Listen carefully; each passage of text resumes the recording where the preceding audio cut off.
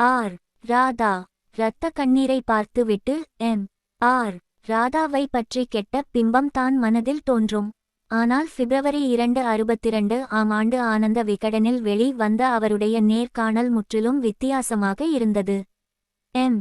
R. Radha அவர்கள் ஒரு stunt நடிகராக தான் திரைத்துறைக்குள் காலடி எடுத்து வைத்துள்ளார். இரத்த கண்ணீரில் அவர் கேட்டு வாங்கிய சம்பளம் 1,25,000. அன்றைய தேதியில் அது மிகப்பெரிய சம்பளம். எம். ஆர். ராதாவிற்கு எழுத படிக்க தெரியாது.